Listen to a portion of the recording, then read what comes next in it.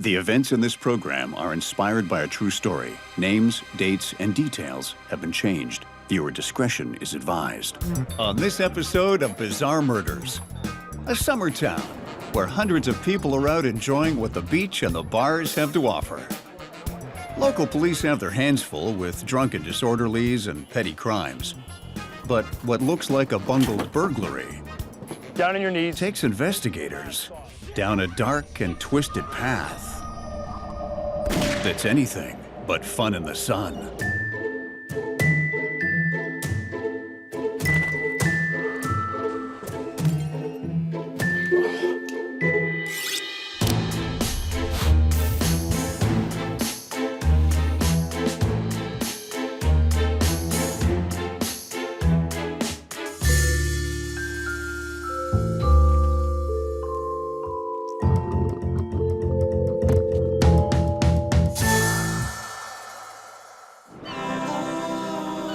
Tybee Island is a beach town near Savannah, Georgia. On the off-season, it's laid back and quiet. But starting on Memorial Day weekend, its population explodes with vacationers looking to let their hair down and have a good time on and off the beach. Don't get me wrong, I enjoy a vacation as much as anyone else, maybe more. But as a former FBI agent, I've seen tourists do some risky things they'd never think of doing at home. You know, like the saying goes, what happens in Vegas stays in Vegas. But in my experience, it's that kind of thinking, or rather not thinking, that can get you into trouble.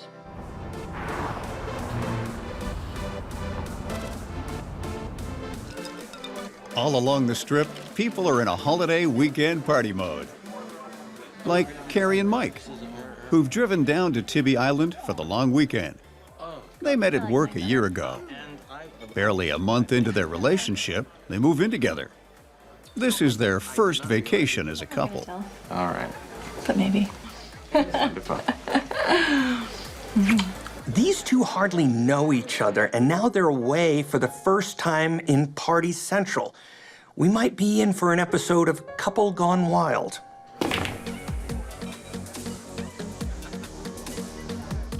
At the bar, Carrie and Mike's private party of two is about to expand. You guys are okay if we take this out of the bar, right? Oh, sure, please. Free country. Welcome. Oh, yours. I'm Lacy, by the way. Hi. Carrie, Nice to meet you. nice to meet you too. Lacy and Jason are a young married couple in town for a 2-week vacation. Lacy met Jason at a party in college. She was a volleyball star. He was a Marine. 3 weeks into their relationship, they eloped to Las Vegas.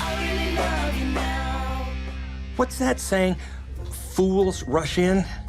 Well, we've got two couples that are pretty impetuous when it comes to relationships. You bring them together, and it's anybody's guess what's going to go down. Cheers. Very quickly, the two couples hit it off.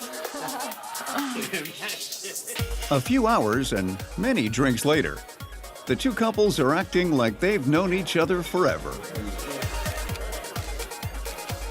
Vacation brain has a way of making everybody fast friends. Of course, throwing a whole lot of booze into the mix doesn't hurt either. But alcohol has a way of lowering inhibitions and dulling your senses. Let's just say your judgment might not be the most astute. Why don't we head back? Last call's approaching, but Lacy and Carrie are not ready for the night to be over. Go back to our beach house. Love it. That is a good idea if ever I heard one. Lacy and Jason are staying in a beach house rental of Tybee Island's most upscale condo complex. Hey, guys. Oh, hey, we're on camera now. Take a photo of us. Oh, okay. Come here. All right. All right. You got this. All right, show me the magic. All right, you are a vision of loveliness. Excellent. There we are. Fantastic. Beautiful ring. Thank you. Thank you very much.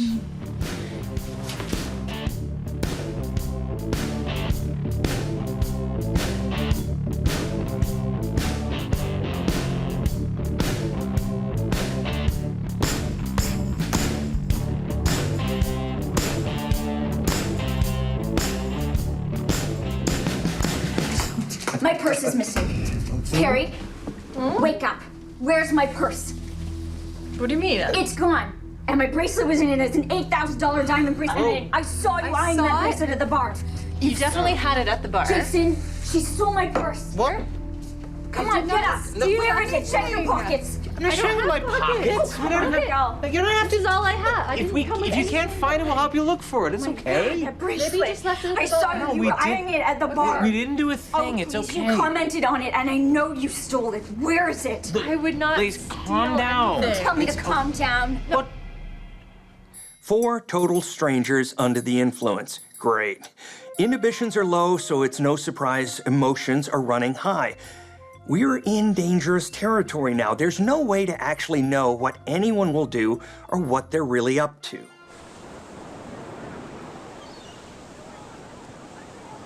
The next day, it would appear that the previous night's drama was resolved. Come on, baby, let's go.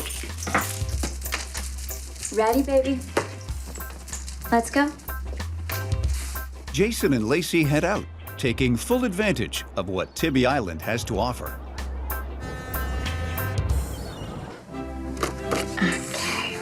You are gonna go right there. Later, surrounded by her crafting tools, Lacy documents every moment of the weekend in her scrapbook. Perfect. She's been scrapbooking since she was a kid, and a little obsessed with it. Cute. Oh, what a wonderful day.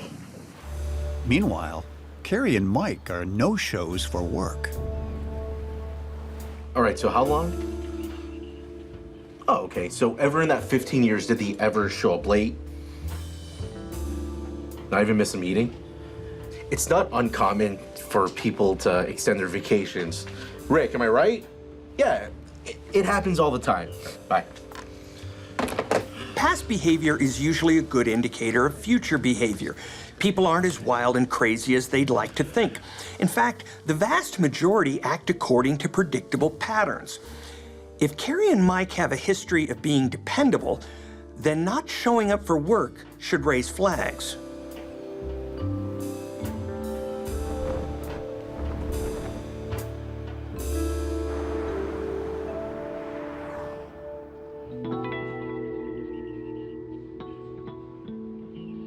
After 3 days and still no sign of Mike or Carrie, the police launch an official investigation. They distribute posters and post them around town. Detectives go to the couple's rental condo and find their car still parked in the driveway. Suitcases look like they're still being lived out of. Clothes on the bed. Inside, Carrie and Mike's personal items appear untouched, Toothbrush looks like it has been used not too long ago. except there's no trace of their IDs, purse, or wallets. No IDs could mean that Carrie and Mike have taken off on their own, or they've met with foul play. Missing persons cases are some of the toughest investigations you'll get. There's no body, there's no obvious crime scene, and people don't just vanish in a puff of smoke. They usually leave some trace behind. Actually, the fact that they disappeared without a trace is evidence in and of itself. So where do you start? You start with motive. You start by digging into their background. Detectives do background checks on the couple and discover that Mike's cousin was murdered 2 years before. They wonder if he might have killed Carrie and gone on the run. Hi. Hi, this is Detective Suarez. Can I speak to Michelle, please? Yes, Michelle. I'm calling in regards to your ex-husband, Mike. But all the people they interview, including his ex-wife, the mother of his daughter, swear Mike is the kindest person they know. Kindest? Okay. He was absolutely devoted to Carrie. He's simply not capable of murder. Detectives track Mike's credit card to a popular bar on the Strip. When they question the bar staff, nobody remembers seeing Carrie and Mike. No evidence or witnesses. That's a surefire sign of a case that could easily go cold. This is usually when you hope to catch a lucky break. And if you're hoping for a break, you're in trouble. And if there's one thing I've learned in my career, that break usually comes when the killer gets cocky and does something stupid. They may be criminals, but they are not Einsteins. Meanwhile, unbeknownst to the police, the last two people Carrie and Mike might have been seen with have an itch they need to scratch. Turns out, Jason and Lacy are anything but the all-American couple. Jason was dishonorably discharged from the Marines for bad conduct. And soon after they got married, they got into partying and serious drugs. But the novelty wears off quickly, and burglary becomes their new rush. And their preferred fix? Ripping off the adult sex store chain Busted.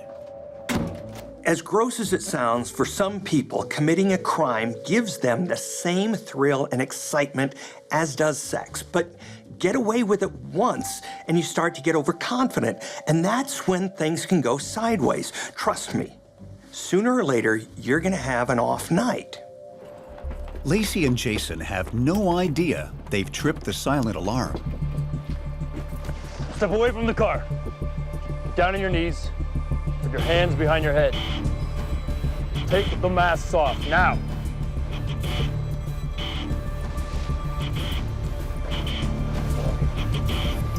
Caught in the act, Lacy starts to have a full-blown panic attack. On your back. Please. I need my anxiety meds, please. Where are they? They're in my purse. A burglar that suffers from panic attacks? I'm not sure she's in the right line of work. What is all this?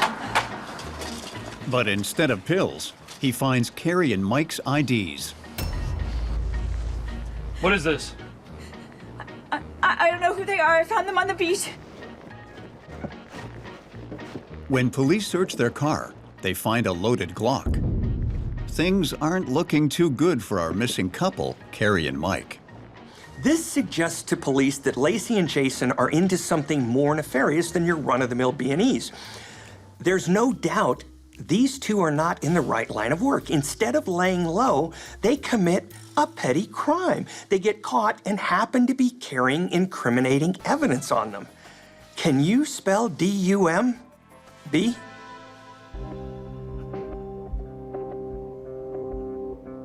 Detectives suspect Jason and Lacy of kidnapping Carrie and Mike, given the items they were carrying during their arrest. But there's no sign of Carrie or Mike at Jason and Lacy's beach house rental. Instead, they find empty bullet casings, a missing door to a bedroom, paint and cleaning supplies. And on the carpet near the bed, 2 more cartridges with what looks like dried blood on them. And on the side of the bed, blood stains. The lengths people will go to try and cover up a crime always gets me. But a word to the wise, there's no way a lick of fresh paint will ever eliminate all the traces of blood and DNA. And if you're gonna murder someone, you might not want to leave spent bullet casings lying around in plain sight. All right, Jason. I got a lot of time. Where are they? As CSI continue to search the house, detectives put Jason in the hot seat. I know you know where they are. DNA's right over here. Nothing? Why is the door missing from your door frame? Why are there cleaning supplies? Why is there paint? Doing a little remodeling? No? See if you start speaking with these. Shell casings found in your apartment. Is that for the mister? This one for the missus? Where are they, Jason? But Jason's not saying a thing. To make a murder conviction stick beyond a reasonable doubt, you need bodies. But if one member of this criminal tag team isn't talking, that's when you go work the other. You know what this is right here? DNA report. I I don't know what you're talking about. You know what I'm talking about? It was a rental. It wasn't my place. Oh, yeah? Well then, explain this. Bullet casings found in the apartment 1 and number 2. Tell me where they are. All right? At this point, it's you against Jason. You need to do what's right. Detectives present Lacy with a proposition. Okay. Reduce time if she tells them what happened.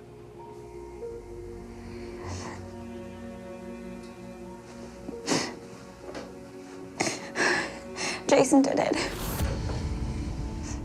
He fired 2 bullets through the door, and Lacy tells police that Jason killed both victims and forced her to help him with the cover-up. he forced me to clean it up. She claims she's terrified of him. You don't understand, he's crazy. When he got back from the Marines, he wasn't the same. He'd have night terrors, and he had to have everything a certain way.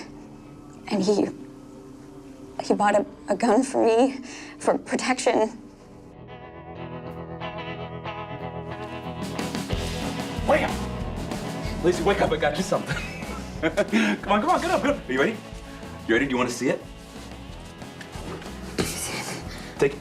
I don't want Take it! He became fascinated with killing. He talked about murdering someone completely random. Bang! No obvious motive makes it easier to get away with it, and he wanted Lacy Bang! to help. You like it? You love it, don't you? Yeah, It's ours now. okay. I love you. But I was scared I was gonna have to use it to him. It's not unusual for an abused wife to fall in line because she fears retaliation from her husband. And Lacy just painted a pretty compelling picture of Jason's motive and means for targeting Carrie and Mike. They were complete strangers. Right now, he looks good as the mastermind behind the murders. See, I gave you an opportunity to come clean, but it's fine because Lacy said you did it. But when detectives tell Jason Lacy pinned the murder on him, he breaks his silence. She's insane. She's completely insane. Jason tells police that once they got married, Lacy became increasingly jealous and possessive and wanted him to cut all ties with his Marine buddies. Hey, babe. She would freak out if he even got home late. Where have you been? I was Where have you at work. been, Jason? I was at work. You were at work? This late? And you didn't call? Okay, You were out with your friends, weren't you? only for a bit. We were just Marine talking. friends, weren't you? Is that who you were out with? Babe, I'm sorry. What did I tell you about those guys? I told you not to see them. And I'm sorry. Baby. Don't get Oh, near hey. me.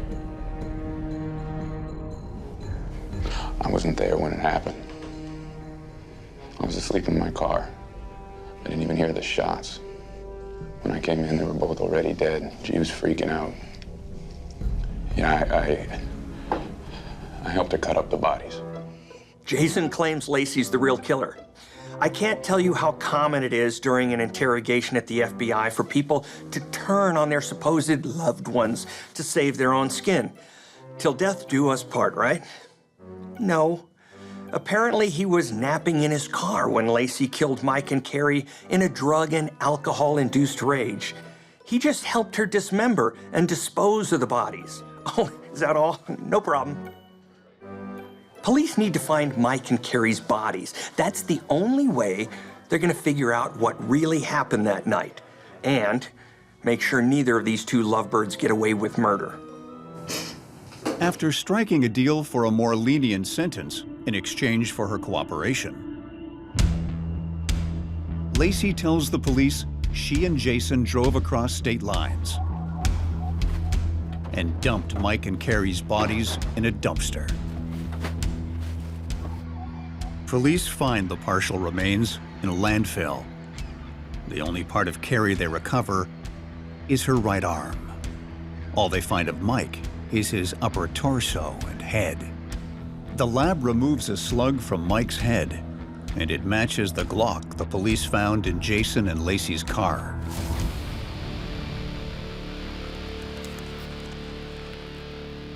The evidence CSI has collected from the beach house rental is filling in the blanks. But it's Lacy's scrapbook that seals the deal.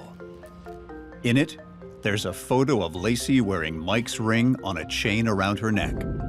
Keeping souvenirs to sit back and relive the crime over and over is sick, but it's something killers do because they're sick. But most don't lay them out in a collage with pretty paper and glitter and hearts. The evidence does not support our scrapbooker's claim that her husband did all the dirty work. Part of Lacy's plea deal is to pass a polygraph test first. What I found here.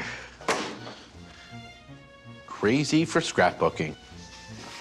But when she's confronted with the scrapbook, she cracks. Oh, there we got you, sporty me. Nice little butterflies. Butterflies your thing? Oh, the best day ever. You guys can recreate this photo in the prison chapel. Ooh. Fine. Met them at the bar. And they came back to the house, and things got a little out of hand. You are gonna help me find it because you know exactly where it is. Just calm down. There's nothing. Let's help me bar down. What the hell? Shit! I knew they weren't gonna get away. Come on. You wanna do it? Do it. Let's do it. Do it, Jason.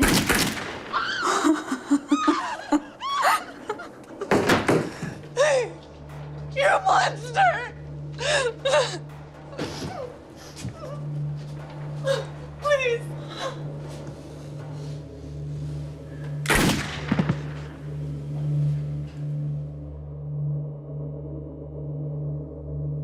For his part in the crime, Jason is convicted of murder and sentenced to 40 years. As for Lacy, she's convicted of first-degree murder and sentenced to life, plus 25 years. What baffles me about this murder is that these two couples didn't even know each other. Carrie and Mike were simply at the wrong place at the wrong time. Lacy and Jason aren't your average killers either. It's a case of committing murder simply for kicks. When drugs and partying stopped doing it for them, they turned to burglary to get their fix.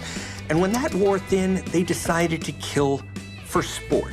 They needed a higher dose.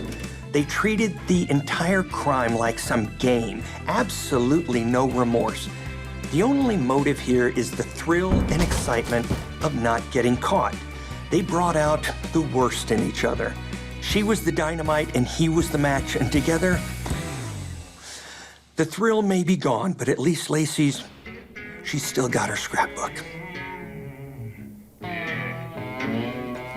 My life inside.